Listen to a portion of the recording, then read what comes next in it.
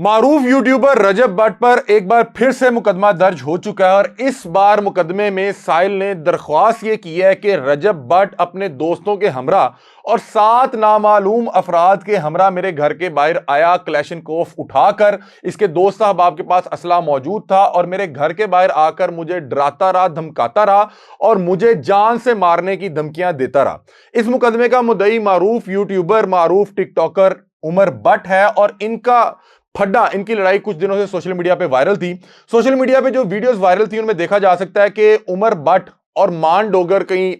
TikTok live पर बैठे हुए थे और वहां पर टिकटॉक लाइव पर बैठे बैठे इन दोनों की आपस में तल्ख कलामी होती है और इन दोनों के आपस में लड़ाई हो जाती है और एक दूसरे के साथ तल्ख जुमलों का तबादला भी होता है। उसके बाद एक और वीडियो सोशल मीडिया पर सामने आती है जिसमें देखा जा सकता है कि मान डोगर एक जो है घर के बाहर खड़ा होता है एक सोसाइटी में और वहां पर आके बकायदा तौर पे धमकाते हुए ये अल्फाज का इस्तेमाल करता है कि मैं या तो तेनू मार दियांगा या मैं फिर आप मर जाना है। और वो वीडियो फिर सोशल मीडिया पे वायरल हो जाती है और उसके बाद तमाम जो इनके फैन थे, जो इनके चाहने वाले थे या जो लोग इनकी ऑडियंस है इनको देखते थे, उन्हें पता लगता है कि इनकी आपस में लड़ाई हो चुकी है। मैंने तो जब ये चीज़ देखी तो मुझे तो अब ऐसा महसूस होने लग गया कि ये जो टिकटॉकर या ये यूट्यूबर हैं, जब इनका फेम थोड़ा सा नीचे जाता है, ये पता नहीं शायद प्लान के तौर पर या कोई स्क्रिप्टेड ये लड़ाइयाँ कर देते हैं, मुझे नहीं पता। क्योंकि कल हमने देखा, कुछ दिन पहले देखा कि ये तमाम अहबाब एक साथ शादियों पे जाके पैसे उड़ाया करते थे और 3-4 दिन बाद आज फिर लड़ाई है और मेरा ख्याल है कि 3-4 दिन बाद फिर ये साथ इकट्ठे बैठे होंगे।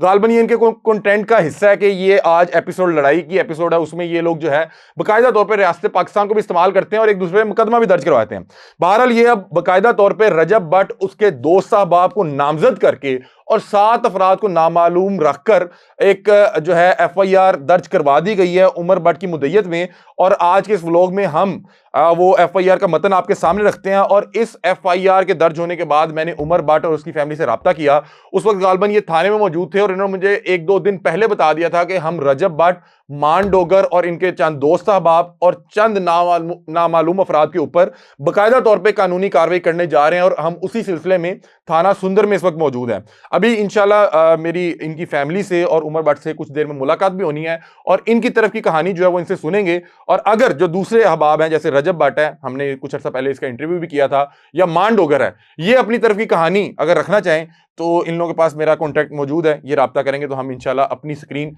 इनके लिए भी हाजिर करेंगे। तो उमर भट्ट की मुद्दयत में जो रजब भट्ट, उसके अलावा मान डोगर, हैदर शाह, शेजी मलिक और 7 नामालूम अफराद के ऊपर असला की नुमाइश और असला लेकर इनके उमर भट्ट के घर के बाहर जाके जान से मार देने की धमकियां देने का जो मुकदमा दर्ज हुआ है। और मुकदमे में SHO थाना सुंदर से दरख्वास्त ये की गई है कि गुजारिश है कि मैं एक शरीफ शहरी हूँ और बहरिया टाउन का रिहायशी हूँ। इसमें उनका घर का एड्रेस लिखा है लेकिन मैं उनके घर का एड्रेस इसलिए नहीं यहाँ पे कोट कर रहा क्योंकि बहुत से लोग उनके देखने वाले हैं, चाहने वाले हैं, ये ना हो कि उनके घर चले जाएं और उनकी जो है प्राइवेसी डिस्टर्ब हो। तो वो बता रहे हैं कि मैं बहरिया टाउन का रिहायशी हूँ और मैं एक सोशल मीडिया आर्टिस्ट हूँ और इसी को मद्देनजर रखते हुए मुख्तलिफ मीडिया ऐप पर लाइव आता रहता हूँ। मौरख 21 तारीख 2 महीना 2025 को बवक्त 5:30 सुबह, मतलब कि ये जो सुबह का 5:30 का वक्त होता है, ये फजर के करीब का,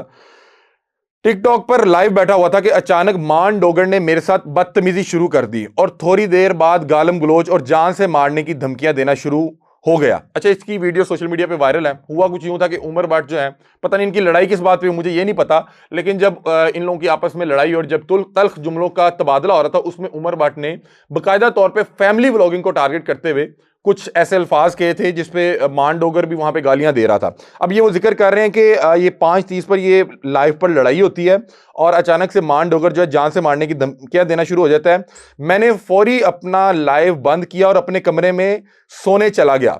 तकरीबन 1.5 घंटे बाद 7 बजे सुबह मेरे घर बहरिया टाउन जो कि में मौजूद है उसके बाहर मान डोगर बमा क्लैशनकोफ, मतलब बता रहे हैं कि मान डोगर मेरे घर के बाहर आता है क्लैशनकोफ उठाए और उसके हमरा हैदर शाह जिसके पास पिस्टल मौजूद थी 30 बोर और ड्राइवर रजब भट्ट, मतलब कि बता रहे हैं कि उस वक्त ड्राइव जो है रजब भट्ट कर रहा था, उसके पास 9mm पिस्टल मौजूद थी और 2 डाले शाह شاہ رنگ اور 7 کس نامعلوم افراد کے ساتھ میرے گھر کے باہر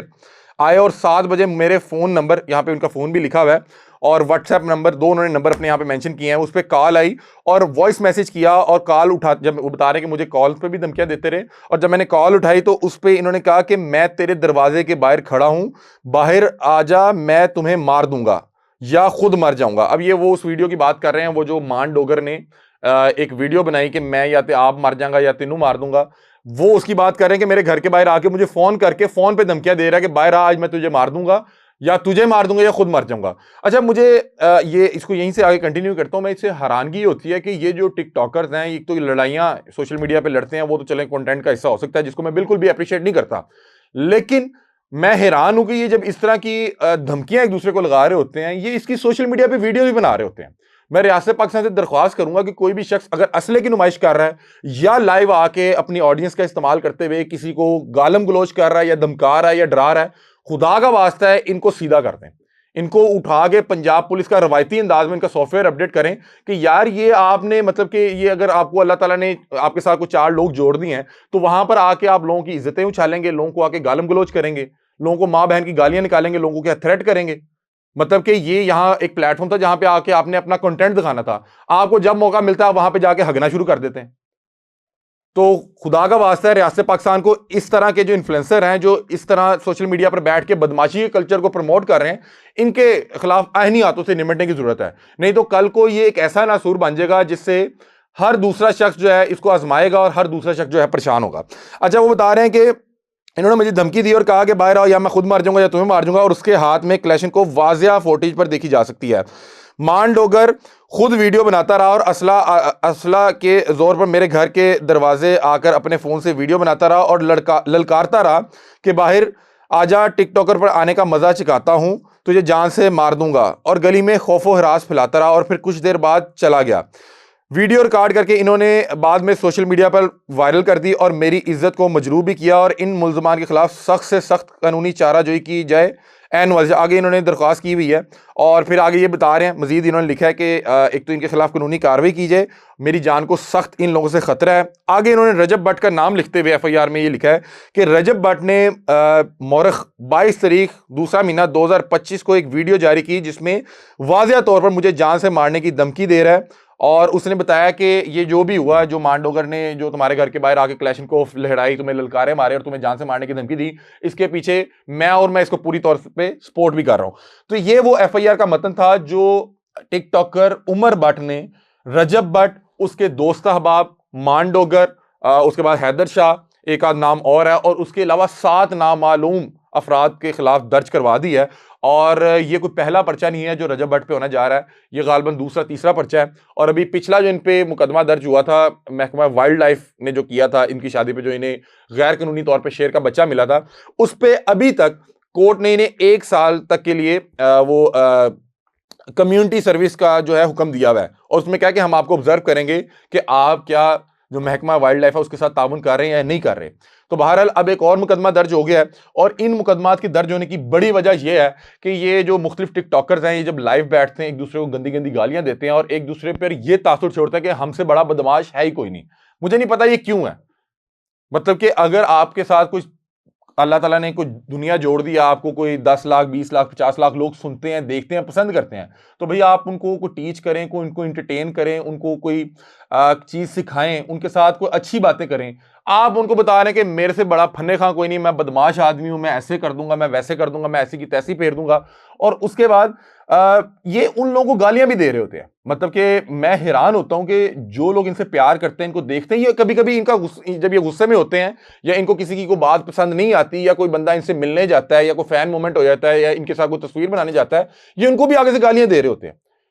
تو خدا کا واسطہ ہے آپ اس چیز کو سمجھیں کہ اگر اللہ تعالیٰ نے آپ کو عزت شہرت دی ہے، مطلب کہ ہر شخص پاکستان میں جو ٹک ٹاک بنا رہا ہے، مطلب کہ مجھے نہیں پتا اس وقت پاکستان میں کتنے لوگ ٹک ٹاک بنا رہے ہیں، لیکن میرا خیال ہے کہ 4-5 کروڑ لوگ ہوں گے جو روز ٹک ٹاک یہ سوچ کے بناتے ہیں کہ اللہ کرے ہماری چیزیں وائرل ہو جائیں اور ہمیں لوگ دیکھنا شروع کر دیں، ہمیں پسند کرنا شروع کر دیں۔